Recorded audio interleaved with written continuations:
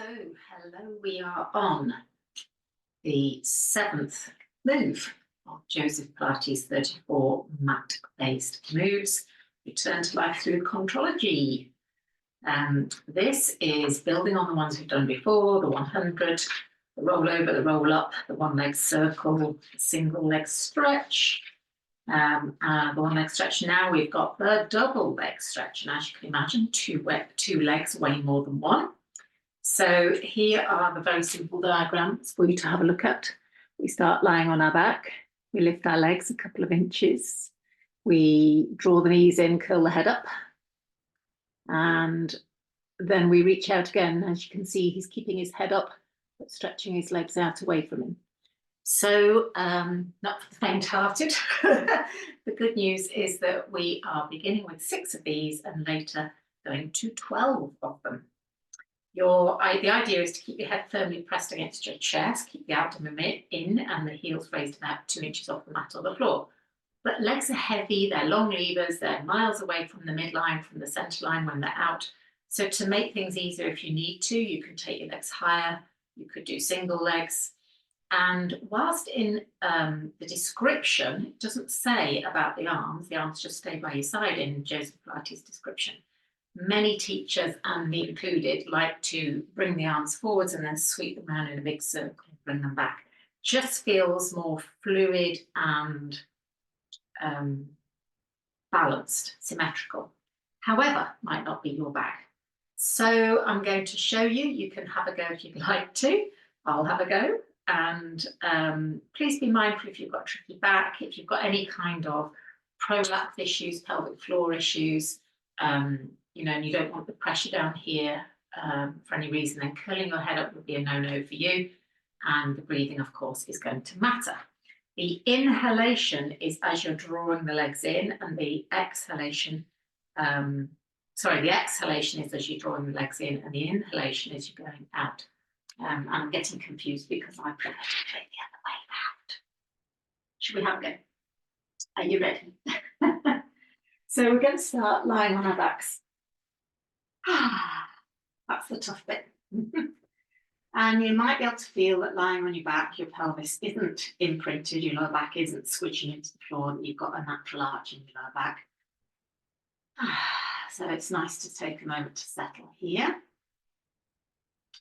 And if you're coming at this cold and you haven't done any movement before this, then perhaps you would like to do some pelvic tilts. Perhaps you would like to do a couple of shoulder bridges and roll up and down.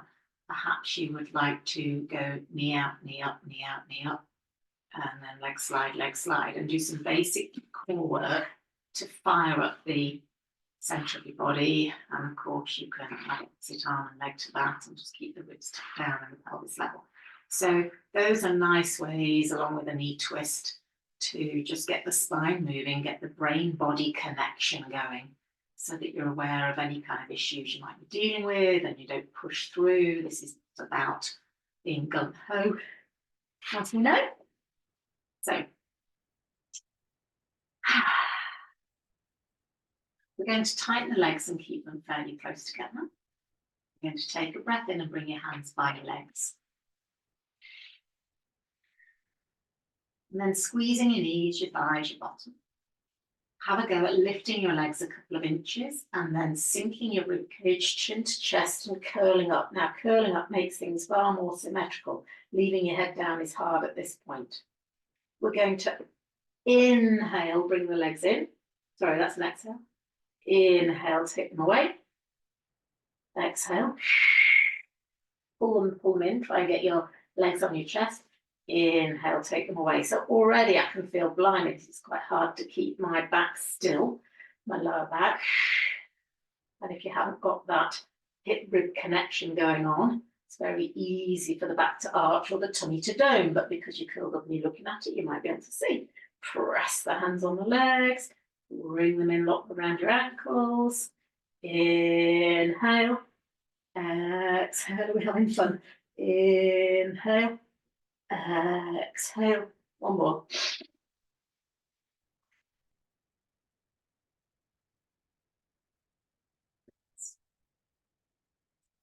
So that's kind of like the basic, I say the basic, but the classical move done in its kind of purest version. You might ask, am I in neutral or am I in imprint? He doesn't say. The description doesn't say. When we lie, we're sort of in a bit of a neutral spine with a natural arch. But as soon as you lift your legs, as soon as you lift your head, your lower back wants to press into the floor. And for me personally, it feels safer when I aim to keep it there. So when your legs are out here and you're just lying down, you might have a natural hollow. When you lift, if your core isn't strong, you'll find your ribs pop up and your back arches, and it looks a bit like this, and it's really hard. So I think it's either curling your head up and imprinting your lower back down so you feel that real strong connection across the front, or if that's too much for you, taking your legs higher, maybe even quite a bit higher, to help you keep the stability here, to keep the pelvis down, to keep the waist down. And then you can decide if you're going to do single legs or double legs. So we exhale, we bend the knees in. You might take one leg away and arms over your head. Sweep them round and in. So these are just modifications. You'll have seen us do these in class. The ribs are connected down, the chin is tucked in. We take the arms and the legs away a bit like a little explosion, and then we draw them in. Inhale, sweep round, exhale. That's quite nice, isn't it? The arms kind of reciprocate the legs. Sweeping in. And if you wanted to, with these arms, you could go to double legs. Exhale in, inhale, exhale. And if you wanted to, you could take them lower. Inhale, exhale. Release your head down and let your head just release and roll from side to side. Goodness gracious me.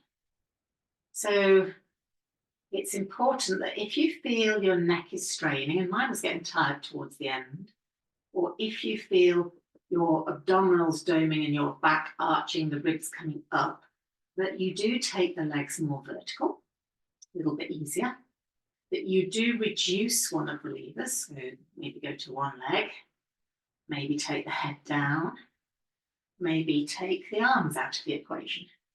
So even this, stretching a leg out and bringing it in, whilst you're imprinted, whilst your spine is on the floor, is challenging. I can feel, I mean, if you do a single leg like this, join me, and keep the imprint, I can feel there's work going on. So inhale, exhale. You know, we don't have to go for the full version, but you can see the essence of it. Basically, we've gone to the gym, we've picked up the heaviest levers we've got, the heaviest weights, which in this case is heavy legs at full length, head at the other end of the extremity, and this bit in the middle is having to hold all of that up, all of this up, shoulder girdle up, and it's hard. So whether you keep your arms by your side or take them over your head is up to you. So hopefully what you've got from that is an understanding that we're starting to move into the territory of tough core work. We've had single leg stretch. That was where we were using one leg at a time with our head curled in. This is double leg stretch, so double the helpings. And that's really one of the strongest, I would say, core exercises for most people, because it focuses on upper abs, lower abs, and deep core work. And there's less flexibility required for that move, whereas some of the other moves are more focusing on mobility or flexibility. That one's like pretty darn strong, isn't it? Let me know how you get on, what questions you have, and in class, when we are doing lying on a back with an imprint, take a leg out, bring it in, take a leg out, bring it in, then you'll know that that one is a derivative of leg stretch. Let me know how you get on.